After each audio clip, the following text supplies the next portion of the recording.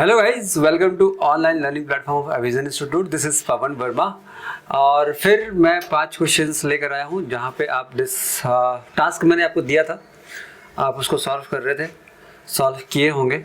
नहीं बना होगा तो आपको ये वीडियो सॉल्यूशन आपके लिए दिया गया है, जहाँ पे उस 5 क्वेश्चन को हमने अच्छे से डिस्कस करेंगे हम लोग अभी साथ में। तो चलिए स्टार्ट करते हैं। और आप अगर इस वीडियो से सही में आपको हेल्प मिल रहा है या फिर आप क्वेश्चन समझ पा रहे हैं या तरीका आपको समझ आ रहा है, अच्छा लग रहा है, तो ज़रूर कमेंट करके बताएं मुझे। तो इससे क्या होता है ना कि यू अंडरस्टैंड कि इससे क्या होता है कि और फ्रिक्वेंटली बना कर डालने की कोशिश करूँगा मैं। तो चलिए स्टार्ट करते हैं। क्वेश्चन नंबर 1 से स्टार्ट करेंगे। हर क्वेश्चन को पढ़ेंगे और जल्दी जल्दी सॉल्व करने की कोशिश करेंगे जितने भी क्वेश्चन हैं।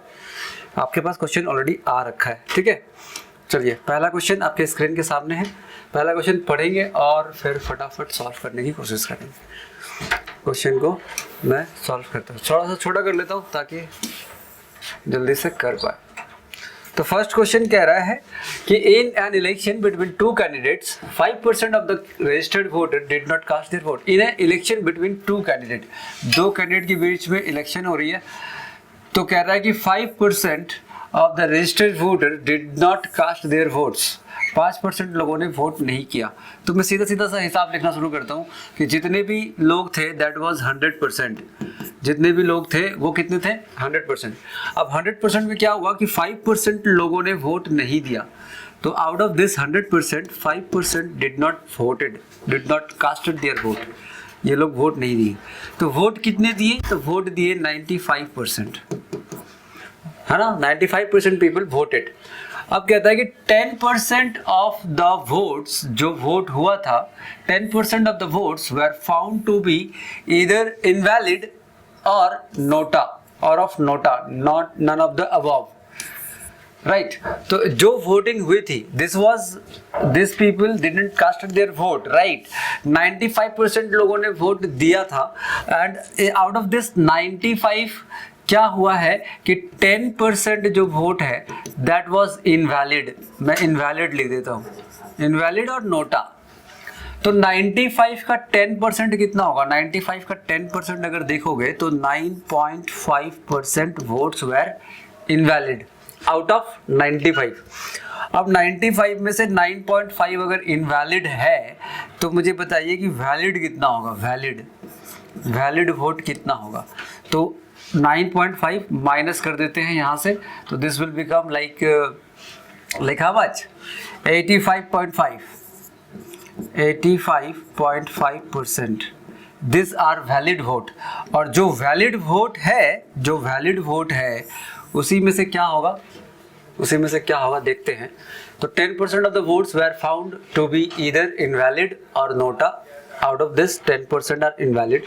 The winning candidate received 60% of the votes in his favor. जो भी वैलिड वोट है, अब जो भी वोट हुई, इनवैलिड वोट को हटा दिया, अब जो वोट हुई उसमें से कहता है कि जो विनिंग कैंडिडेट है he got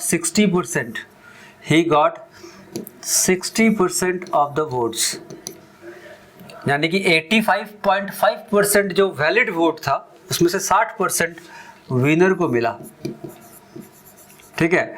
तो 40% किसको मिलेगा? 40% मिलेगा लूजर को, जो हार गया, ठीक है। फाइन। तो 60 और 40 का अगर मैं रेशियो में अगर लिखूं इस बात को, रेशियो में अगर आप लिखोगे तो दिस इज लाइक 3 and 2, 3:2। फिर कहता है कि winner candidate 60% votes in his favor and won the election by 17271, यानी कि 17,271 वोट्स जीत गए। मतलब ऑन द इलेक्शन जीत गया कितने वोट से? तो 17,217 वोट से इलेक्शन जीत गया। यानी कि जो विनर था, विनर लूजर से कितना ज्यादा लाया? तो 17,271। मतलब इन दोनों के वोट का डिफरेंस है 17,271।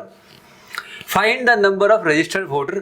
टोटल 100% की वैल्यू बताना है आपको। मेरे को बताया कि इन दोनों का डिफरेंस कितना है, तो this is like 17,000 271। Okay fine. तो मैं अगर इस तरीके से सोचूं कि भाई ये जो वोट दोनों में बटेगा 85.5% जो वोट दोनों में बटेगा, इसको 3 पार्ट मिलेगा, इसको 2 पार्ट मिलेगा। 3 + 2 कितना होता है? 3 + 2 हो गया 5। अगर 85.5 को अगर 5 से डिवाइड करेंगे, 3 + 2 5 से डिवाइड करेंगे तो कितना आएगा? दिस इज 1, 35 इज 7 एंड 1, यानी कि 17.1। 1 यूनिट की वैल्यू 17.1। तो 3 यूनिट की वैल्यू कितनी होगी? 3 यूनिट की वैल्यू कितनी होगी?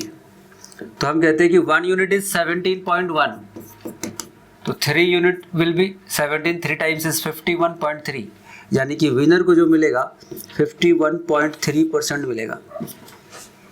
ठीक है, लूजर को कितना मिलेगा? तो 17.1 का 2 टाइम्स, यानी कि 17.1 का 2 टाइम्स, दैट इज 34.2%। मतलब 85.5 में से 51.3 इसको मिलेगा, 34.2 इसको मिलेगा। मुझे बोल रहा है कि डिफरेंस इज 17,271। तो डिफरेंस अगर देखा जाए तो 1 यूनिट का डिफरेंस है। 1 यूनिट मतलब कितना होता है? 17.1%। 17.1% 1 यूनिट का वैल्यू है। तो मैं यहाँ पे कैलकुलेशन कर देता हूँ। मुझे पता चलता है कि 17.1% is equal to this much, that is 17,271 and I have to find out 100%। हमें 100% की वैल्यू निकालनी है और हमारा आंसर आ जाएगा। बस हमें आंसर निकाल देनी, मतलब मेरे को ना 51.3 या 34.2 ये भी पता करने की ज़रूरत नहीं थी। जस्ट इसको 5 से डिवाइड करना था और 1 यूनिट की वैल्यू मिलती 17.1 और 100% निकालना है। तो 100% निकाल देते हैं, इसको डिवाइड करते हैं 17.1 से तो 1% और इंटू 100 करेंगे तो 100%। तो पॉइंट को भी रिमूव करोगे तो 0 यहाँ आ जाए। अब डिवाइड कर दो तो 171 this is 1 time, 171 is 1 time, carry is 1, 17 नहीं कटेगा, 17 नहीं कटेगा तो 0 लगा दो, 171 1 टाइम कट गया। तो मेरे पास आंसर आ गया 101,000 is the total number of voter in that election.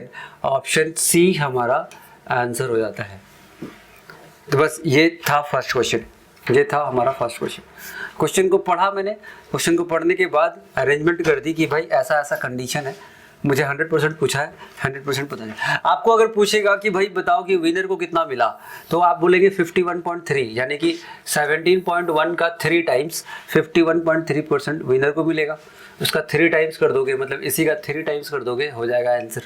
Loser को कितना मिला? 34.2, इसी का 2 टाइम्स कर दोगे, आ जाएगा आंसर। तो ऐसे करके कुछ भी पूछ सकता है आपसे। तो आपसे पूछा है कि टोटल बताइए, तो मैंने 100% की वैल्यू बता दी 101,000। That is 1,01,000 was the total number of voter in that election. Out of that 5% did not casted their vote and 95% who casted their vote, in that 10% were invalid. 10% were invalid and out of remaining that is valid, loser and winner का पता चला and that was your answer. Okay, we are done with number 1. Coming to second one. Coming to the second question. Second question क्या कहता है, किस तरीके से कहता है, उसको समझेंगे और सॉल्व करने की कोशिश करेंगे। फाइन, आपने क्वेश्चन पढ़ा होगा क्योंकि हमने आपको ऑलरेडी शेयर करके रखा है क्वेश्चन पेपर। तो क्वेश्चन को पढ़ता हूँ और सॉल्व करने की कोशिश करता हूँ। क्वेश्चन को पहले पढ़ लेते हैं, क्वेश्चन को पढ़ते हैं और समझते हैं एक साथ में कि क्वेश्चन क्या कह रहा है और इसको सॉल्व कैसे किया जा सकता है उसको भी समझते हैं। तो कह रहा है कि a fruit seller sells 45% of the oranges that he has along with one more orange to a customer, along with that one more orange to a customer। मतलब 45% सेल करता है। मैं लिखना शुरू करता हूँ, मैं कहता हूँ कि एक ऑरेंज सेलर है, जो फ्रूट सेलर है, उसके पास टोटल ऑरेंजेस है 100%। 100% में क्या हुआ कि 45% सेल कर दिया, पहला सेल कर दिया 45%, 100 में से 45, along with 1 more orange to a customer, इसके साथ एक और ऑरेंज दिया। 45% ऑफ द ऑरेंज बेचा और एक ऑरेंज उसको दिया, मतलब इतना सेल कर दिया फर्स्ट वाले में, पहला ट्रांजैक्शन, फर्स्ट सेल हो गया ये। ठीक है, उसके बाद कहता है कि then he sells 20% of the remaining oranges. He then sells 20% of the remaining oranges and 2 more oranges to the second customer. Free में दे रहा है ये दो. पहले वाले में 45% था और एक दिया था. That was the number of orange. वो ये परसेंटेज है, ये नंबर ऑफ ऑरेंज है. ठीक है. अब ये जब चला गया तो इसमें से बचेगा कितना, इसमें से रिमेनिंग कितना होगा. तो मैं कहता हूँ 100 माइनस दिस वन, यानी कि रिमेनिंग अगर हम बात करें तो रिमेनिंग होगा 55% माइनस 1, क्योंकि प्लस 1 यहाँ हो गया था.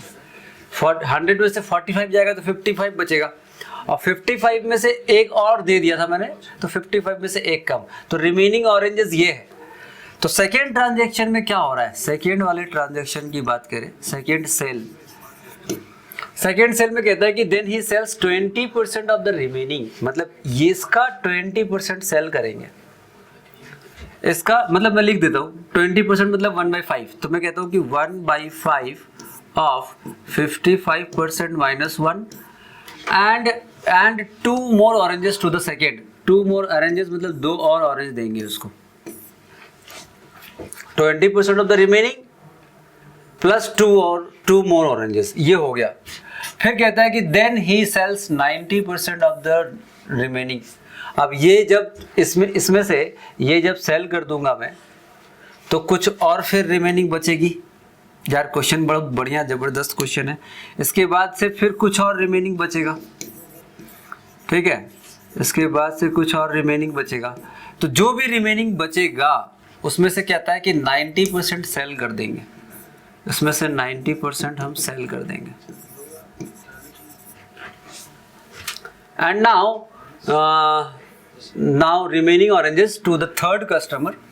Then he sells 90% of the remaining oranges to the third customer and is still left with 5 oranges. उसके पास 5 ऑरेंज अभी भी है. तो 5 ऑरेंज अभी भी है. तो मैं कह रहा हूँ जो रिमेनिंग बचा था ये सेल करने के बाद, जो रिमेनिंग बची थी उसमें से 90% सेल करेंगे, तो इसके बाद भी 5 ऑरेंज बचा हुआ है. तो मैं कहता हूँ कि 10% की वैल्यू 5 है. राइट. तो ये स्ट्रक्चर हो गया. How many oranges did the fruit seller have initially, that means you have to find value of 100% again, कि कितने ऑरेंजेस उसके पास थे. तो this is the format of the question. This is the format of the question. अब देखो इसको solve करता हूँ मैं. तो मैं कैसे सॉल्व करूँगा, तो मैं नीचे से, जैसे कि ये वैल्यू पता चल गई 10% ऑफ 5, नीचे से ऊपर तक आता हूँ. नीचे से ऊपर तक आता हूँ. कैसे हम सॉल्व कर सकते हैं, तो मैं इसको सॉल्व करने की कोशिश कर रहा हूँ. मैं कह रहा हूँ कि जो रिमेनिंग लास्ट सेकेंड सेल के बाद जो रिमेनिंग बचा था, ठीक है, उसका 90% सेल कर रहा था मैं. तो उसके बाद 5 ऑरेंज उसके पास बच गया. तो 5 ऑरेंज जो हो गया वो 10% के बराबर हो गया रिमेनिंग वाले में. रिमेनिंग का 10% वैल्यू हो गई 5. राइट. तो 100% की वैल्यू क्या होगी, तो 10% अगर 5 है, मैं कहता हूँ 10% अगर 5 है तो उसका 100% मतलब 10 टाइम्स, इसका 10 टाइम्स, तो 10 टाइम्स हो जाएगा 50. तो 50 क्या आया कि उसके पास जब सेकेंड ट्रांजेक्शन के बाद जो ऑरेंजेस बची थी दैट वाज 50. मैं कलर चेंज करके लिखता हूँ ताकि आपको समझ आए. This is 50. राइट. सेल कितना किया, तो हम कहेंगे सेल 45 किया था, 5 उसके पास बचा था. तो लास्ट ट्रांजैक्शन ये है, थर्ड ट्रांजैक्शन. तो लास्ट ट्रांजैक्शन से पहले उसके पास 50 ऑरेंजेस थी. ठीक है. अब ये 50 ऑरेंजेस कैसे बचा, तो बोल रहा है कि जो सेकेंड ट्रांजैक्शन हुआ था, जो रिमेनिंग में से 20% बेचा था और 2 ऑरेंजेस हमने एक्स्ट्रा दिया था, तो ये 2 ऑरेंजेस को अगर मैं इसी के साथ जोड़ दूं, यानी कि 52 ऑरेंज कर दूं, तो क्या होगा कि जो रिमेनिंग यहाँ बच रहा था उसका 20% ही आप सेल कर रहे थे. राइट. जो रिमेनिंग मेरे पास बचा हुआ था, क्वेश्चन मैं कह रहा हूँ कि एक बार में जो बिगिनर्स है शायद उनको समझ नहीं आएगी, लेकिन आप अगर पूरा ध्यान से देखोगे तो आपको समझ आएगी कि 50 में ये 2 ऑरेंज पिछली बार मैंने फ्री में दिया था, मतलब 2 ऑरेंज दिया था, तो वो 2 को अगर मैं 50 के साथ ऐड कर दूं तो 52 ऑरेंज हो जाएगा. और 52 ऑरेंज जो होगा वो डिनोट क्या करेगा, तो इसका 20% ये डिनोट कर रहा है ये. तो उसका 80% डिनोट करेगा, मतलब 52 will denote 80% before the second sale. तो अगर ये 80 है तो 100 कितना होगा, तो 100 हो जाएगा इसका, दैट इज 5/4, सॉरी 100 है, 100% निकालेंगे तो 52 into 5/4 and this is like 13 into 5 65, यानी कि यहाँ पे जो ऑरेंजेस थी दैट वाज 65, दैट वाज 65। अब 65 में से 1 ऑरेंज मैंने यहाँ दिया था और उससे पहले 45% सेल किया था, तो 65 में अगर 1 ऑरेंज ऐड कर दूं यानी कि 66 कर दूं, यानी कि 65 में 1 ऑरेंज ऐड कर दे तो 66, तो 66 ये 1 को अगर दे देता हूं तो यहाँ से मैंने 45 ही सेल किया था, तो कितना बचा 55, तो 66 विल डिनोट 55%, और 55% अगर 66 है तो मुझे ये बताइए कि 100% कितना होगा। तो 100% की वैल्यू जब आप निकालेंगे तो that is like 66/55 into 100, this is like 6 times, this is 5 times, 5 का 26 टाइम्स इज 120, यानी कि ऑप्शन बी हमारा आंसर हो जाता है, ऑप्शन बी हमारा आंसर हो जाता है। हाँ, तो ये हमारा सेकेंड क्वेश्चन सॉल्व हो गया, राइट। मतलब देखो क्वेश्चन को हमने इस तरीके से रखा और फिर आपको रिवर्स ऑर्डर में सॉल्व करना बताया, तो सॉल्यूशन सिर्फ इतना ही है। ये समझ रहे थे हम कि कैसे कैसे क्वेश्चंस में दिया गया है, राइट। ठीक है, तो ये सॉल्यूशन हो गया, मेरा आंसर आ गया। देयर वाज 120 ऑरेंजेस इनिशियली, 120 में से 45% सेल किया प्लस 1 एक और दे दिया, जो बचा उसमें से 20% सेल किया प्लस 2 दे दिया, उसके बाद जो बचा उसमें से 90% सेल किया और 5 बच गया, तो ये आपका आंसर हो गया, राइट। क्वेश्चन कैसा है ये आप बताएं, और क्वेश्चन समझ आई है तो कमेंट करके बताएं, नहीं समझ आई है तो भी कमेंट करके बताओ कि सर क्या समझ नहीं आया, तो मैं इसको आपको, और बस तरीका तो यही है। हाँ, अगर मैं x लेके y लेके सॉल्व करना जाऊँ तो थोड़ा लेंदी हो जाएगा, तो शॉर्टकट में ये सॉल्यूशन है इसका, राइट। रिवर्स ऑर्डर में मैंने यहाँ से सॉल्व करना शुरू किया और यहाँ तक आ गया, तो this is like 120 is your answer. ठीक है, आते हैं थर्ड क्वेश्चन में। थर्ड क्वेश्चन आपके स्क्रीन के सामने है, थर्ड क्वेश्चन को पढ़ेंगे और सॉल्व करने की कोशिश करेंगे।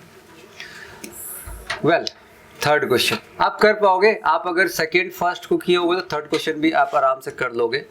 बस चलो हम लोग करते हैं। थर्ड क्वेश्चन कहता है कि a man started a business with a certain capital invest करके उसने बिजनेस को स्टार्ट किया। In the first year he earn 60% profit, first year में 60% प्रॉफिट किया and donated 50% of the total capital, initial amount plus profit, donate कर दिया 50%। ठीक है, he followed the same procedure with the remaining capital after the second and the third year. Okay, first year, second year, third year same process apply करता है, same profit उसको होता है, same वो डोनेट करता है, सेम प्रोसेस अप्लाई होता है 3 सालों तक। If at the end of the 3 year he is left with rupees 15,360, what was the initial amount with which the man started his business? Initial amount कितना था उसका वो बताइए। Okay, simple. मैं कहता कि उसका इनिशियल अमाउंट जो भी था, एक काम करते, 60% प्रॉफिट हो रही थी, 50% डोनेट कर रहा था, तो फर्स्ट ईयर की बात करते हैं। फर्स्ट ईयर मैं कहता हूँ कि उसकी इनिशियल कैपिटल जो थी, आई विल टेक इट 100%। 100% में क्या हुआ, 60% की प्रॉफिट हो गई 60% की, तो टोटल 60% का अगर प्रॉफिट हो गया है तो टोटल कितना हो गया, टोटल हो गया 160, 160। अब 160 में क्या होता है कि 50% of the total capital, total initial amount plus profit, यानी कि 160, इसमें से 50% वो डोनेट कर देता है। ही डोनेटेड 50% डोनेशन, तो 50% इसका कितना हो गया, 80 डोनेट कर दिया, तो रिमेनिंग कितना बचा, 80। परसेंटेज को हटा दो, अब नंबर पे ही करते हैं। तो फर्स्ट ईयर में 80 बचा at the end of the year. फिर सेकेंड ईयर में आएगा, सेकेंड ईयर का इन्वेस्टमेंट हो गया 80, 60% फिर से प्रॉफिट करेगा, राइट। क्वेश्चन में कह रहा है कि सेम प्रोसेस अप्लाई होगा first year, second year, third year, तो प्रॉफिट कितना करेगा? प्रॉफिट करेगा 60% ऑफ 80, तो 6 इंटू 8 इज 48, तो 80 ये कैपिटल है, this is the capital on the second year. Second year में का कैपिटल 80 है, प्रॉफिट करेगा 60% of 80 that is 48, 80 plus 48 total कितना हो जाएगा? टोटल हो जाएगा 128। At the end of the year total he has 128, और फिर 128 में से क्या करेगा? 50% डोनेट कर देगा, सेम प्रोसेस करेगा। तो इसका 50% कितना होगा? 64 डोनेट कर देगा, तो बचेगा कितना? 64 बचेगा कितना? 64। ये हो गया सेकेंड ईयर, ये हो गया सेकेंड ईयर, ये हो गया फर्स्ट ईयर। अब थर्ड ईयर की बात करते हैं, तो थर्ड ईयर में स्टार्ट कैसे होगा? 64 से। थर्ड ईयर में स्टार्ट होगा 64 से, मैं यहाँ लिखता हूँ थर्ड ईयर, कैपिटल उसका है 64। अब थर्ड ईयर में कैपिटल है तो प्रॉफिट भी 60% होगी, प्रॉफिट जो होगी that will be 60% of 64, 6 into 6 360, यानी कि 36 एंड 2.4 38.4 करके देख 60%, 6 4 टाइम्स इज 24 कैरी 2 36 और एक जीरो कटा 38.4 की प्रॉफिट हो गई। तो टोटल कितना हो गया? तो 64 प्लस 38, 64 प्लस 38 कितना है जी? तो हम कहते हैं 2 दे देते हैं, तो 102.4 102.4। अब इसमें से क्या करेगा? 50% फिर से डोनेट कर देगा, तो 50% इसका कितना हो जाएगा? तो 51.2 डोनेट करेगा, बचेगा कितना? 51.2। At the end of third year he is left with 51.2, तो 51.2 denotes your 15,360, he is left with 15,360। तो मेरे को 51.2 यूनिट की वैल्यू पता चल रही है, 51.2 यूनिट इज इक्वल टू 15,360 रुपये। मुझे बताना है what was his initial investment या फिर initial value. Man started with how much, तो 100 की वैल्यू बतानी है। तो मैं कहता हूँ कि इसको 100 की वैल्यू बतानी है, तो 15360 डिवाइडेड बाई 51.2, दैट इज, इससे डिवाइड करोगे तो 1 यूनिट की वैल्यू पता चलेगी, मल्टीप्लाई कर देंगे 100 से तो 100 यूनिट का वैल्यू पता चलेगा। तो इसको कैलकुलेट कर दो और आपका आंसर आपके सामने। ये पॉइंट हटाऊंगा तो 0 1 डाल देता हूँ। 512 को 3 बार करते हैं तो 1536 है ना। 5 को 3 टाइम्स 1500 और 12 को 3 टाइम्स 36, यानी कि मेरे पास टोटल वैल्यू आ गई 30,000, यानी कि 30,000 was the initial capital he invested. Option B हमारा आंसर हो गया। बड़े आराम से उस प्रोसेस को 3 बार अप्लाई कर दिया, first year, second year, third year, बस answer we got it 30,000। This was your third question. Fine.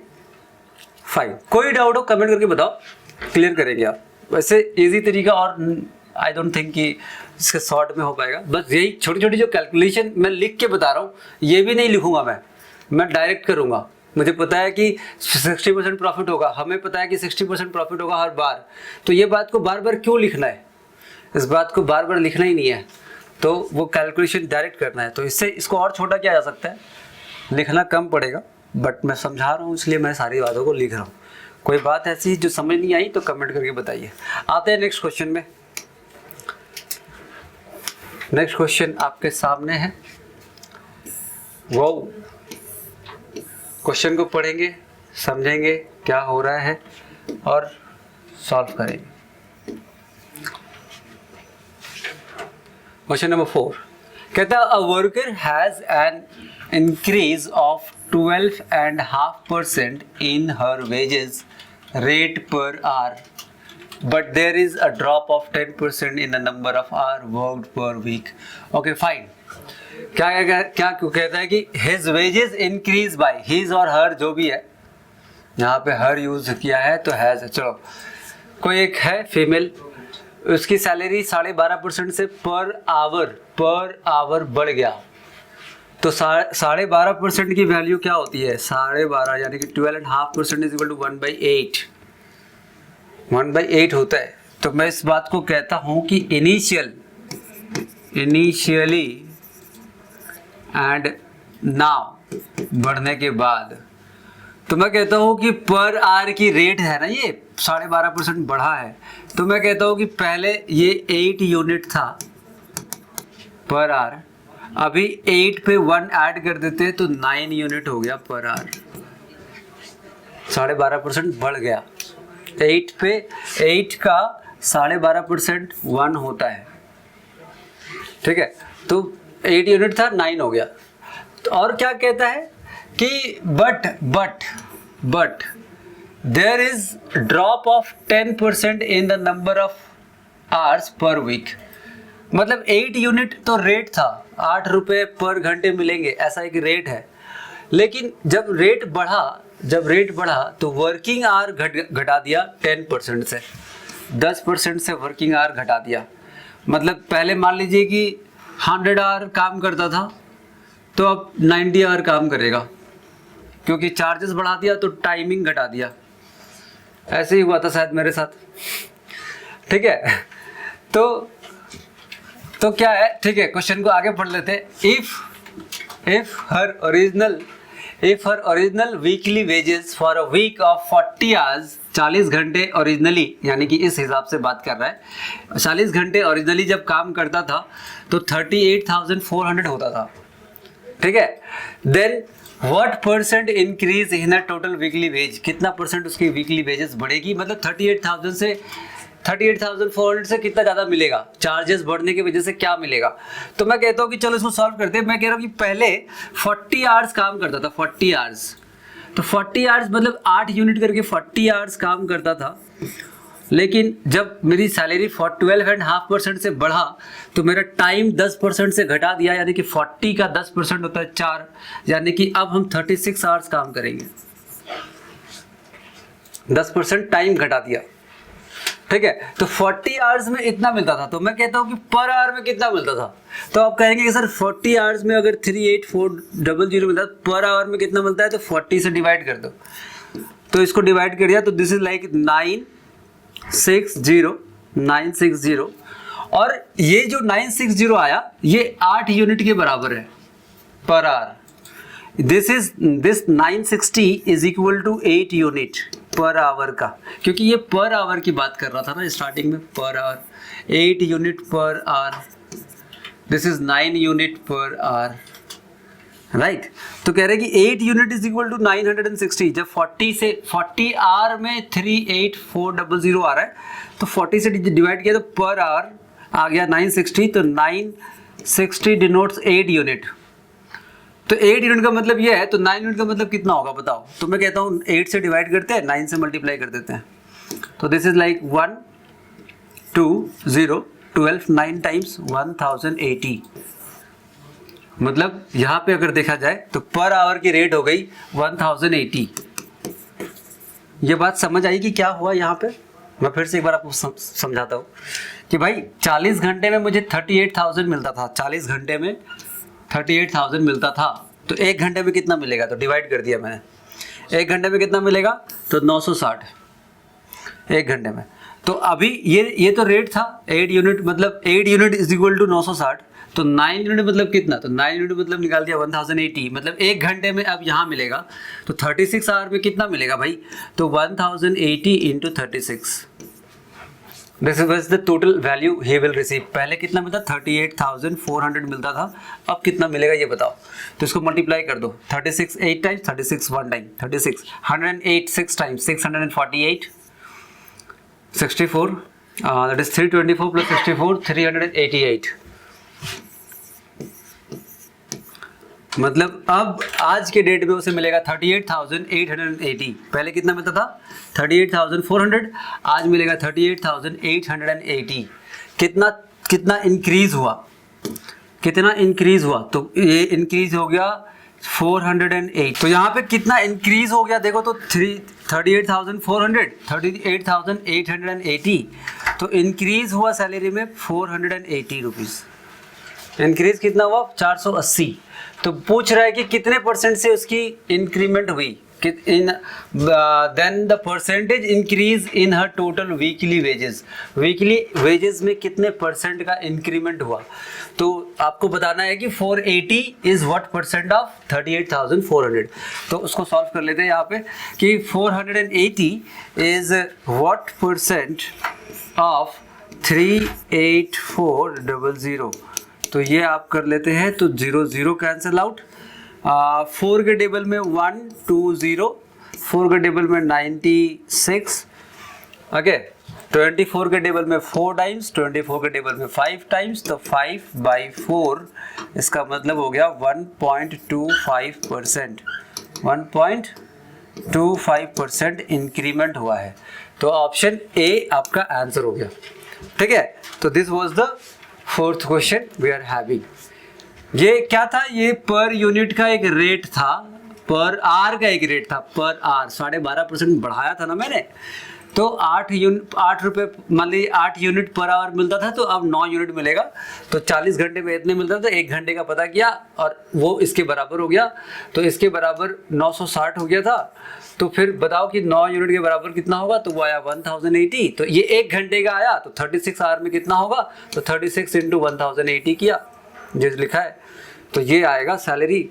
तो कितना इंक्रीज हुआ ये परसेंटेज बता दिया। तो ये था आपका फोर्थ क्वेश्चन, ठीक है। चलो आते हैं आखिरी क्वेश्चन में, देखो क्या कहता है, उसको भी सॉल्व कर लेते हैं।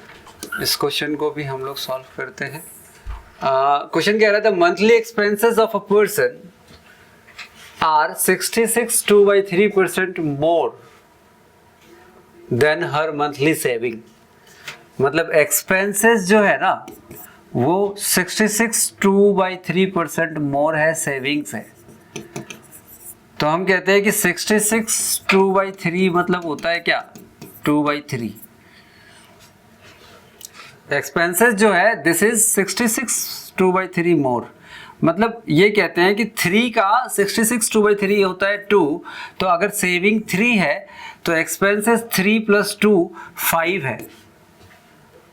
मतलब ज्यादा कह रहा है ना सेविंग से। Monthly expenses of a person, monthly expenses of a person are 66 2/3% more than her monthly saving. monthly saving से 66 2/3% ज़्यादा है। तो 66 2/3% मतलब होता है 2/3। और इसका मतलब मैंने ये भी बताया हुआ है कि 3 का 66 2/3% होता है 2। तो अगर सेविंग 3 है तो उसका 66 ज़्यादा है, यानी कि 3 में 2 ऐड कर दिया तो एक्सपेंसेस हो गई 5। तो मेरे को पता है एक्सपेंसेस 5 है, सेविंग 3 है। तो भाई इनकम कितना होगा? इनकम जो होगा उसी में से तो एक्सपेंसेस होगा और सेविंग होगा। तो मैं कहता हूँ 5 + 3 इनकम हो गया 8। इनकम 8 होगा तो एक्सपेंस वो खर्च कर रहा है 5 और सेविंग कर रहा है 3। तो ये हो गया ये। फिर कहता है कि if her monthly income increase by 44%, monthly income increase by 44% and her monthly expenses increase by 60%, then there is increase of 1040 in her monthly saving. What is the initial expenditure? Okay, fine. कह रहा है कि जो income है वो 44% से बढ़ गया, यानी कि 8 से 44%, 144। मैं कहता हूँ 8 का 44% बढ़ गया मतलब 144% हो गया। इसको अगर करे मल्टीप्लिकेशन वगैरह किया जाए तो हम कहते हैं कि चलो इसको काट देते हैं 2 टाइम्स, इसको 25, यानी कि 288/5। यानी कि अभी उसकी जो इनकम है वो कितना हो गया? तो अभी जो उसका इनकम है हो गया 288/5। 288/5 अभी ये इनकम हो गया। फिर कह रहा है कि उसकी जो एक्सपेंसेस थी 60% बढ़ी। तो 5 से 5 का 60% क्या था, 5 3 टाइम्स 6 इंटू 5 इज 3। तो अभी इसका 60% इंक्रीज करोगे तो ये हो जाएगा 8। 5 का 60% कितना होगा, 3/5 कितना होगा 3, तो 3 बढ़ गया, यानी कि 5 से 8 हो गया। अब बता कि अगर ये इनकम है, ये एक्सपेंसेस है, तो इसको माइनस करेंगे तो कितना आएगा ये, तो कहते हैं कि इसको माइनस कर देते हैं, तो 288/5 माइनस 8 दैट इज 40, तो 248/5 हो गया सेविंग। और बोल रहे हैं कि if there is increase of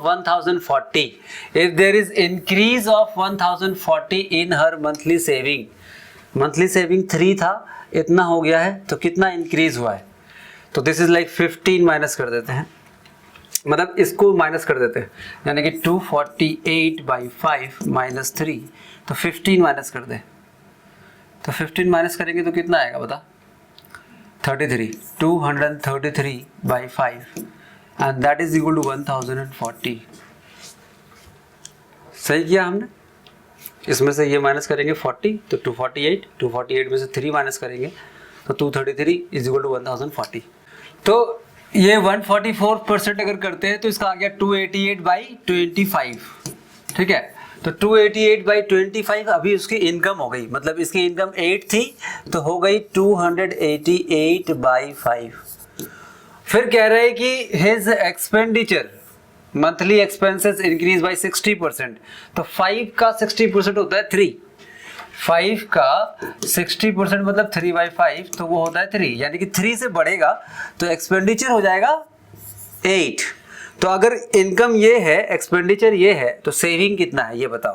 तो हम कहते हैं कि भाई इन दोनों को सब्सट्रैक्ट कर दो, यानी कि 288/25 होगा, सॉरी ये 25 होगा, ठीक है, यहाँ पे 25 है, तो 288/25 minus what, minus 8 income minus expenses, तो 25 8 times is 200, 88/25, this will be 88/25, मतलब एक्सपेंसेस से सैलरी सेविंग जो है वो 3 से इतना हो गया, 3 से कितना हो गया, 3 से हो गया 88/25। तो मुझे को बोल रहा है कि if there is increase of 1040 in her monthly saving, what was is initial expenditure, मतलब 5 यूनिट की वैल्यू बतानी है। अगर देयर इज इंक्रीज ऑफ 1040, तो इंक्रीज ऑफ 1040 की अगर बात आती है तो मैं कहता हूँ कि इन दोनों का सब्सट्रैक्शन कर दो, यानी कि 88/25 माइनस 3, एलसीएम लेंगे 75 माइनस करेंगे तो 13/25 and that is equal to 1040। इन दोनों का जो डिफरेंस है दैट इज 1040। तो इसको अगर कैलकुलेट करें तो दिस इज 80 इंटू 25, तो 1 यूनिट विल बी 80 इंटू 25 कितना होगा, 25 सॉरी 80 इंटू 25 8 जाइज 200 एंड 0 2000, राइट, हाँ जी, 25 8 टाइम्स इज 200 एंड 0, यानी कि 1 यूनिट की वैल्यू 2000 है, तो 5 यूनिट की वैल्यू कितनी होगी, मुझे पूछा है कि इनिशियल एक्सपेंडिचर बताइए, तो 5 यूनिट की वैल्यू उसको 5 टाइम्स कर दो, 5 यूनिट की वैल्यू हो जाएगी 10,000, तो 10,000 आपका होगा आंसर, ऑप्शन सी आपका आंसर हो गया। तो ये क्वेश्चन बन गया ऐसे। तो आई होप कि आपको समझ आई होगी, सवाल अच्छे थे, सवाल बहुत ही अच्छे थे एंड आपने बनाया होगा, राइट, नहीं बनाया तो आपको समझ आई होगी। जो चीज़ें समझ नहीं आई कमेंट करके पूछिए, कमेंट कीजिए जिससे पता चलेगा कि आप अपना टाइम दे रहे हैं मुझे। हाँ, and thank you for giving your time. ऐसे ही और भी अच्छे अच्छे क्वेश्चंस को लेकर आऊँगा और डिस्कस करूँगा आपके साथ। तब तक के लिए ख्याल रखें, थैंक यू।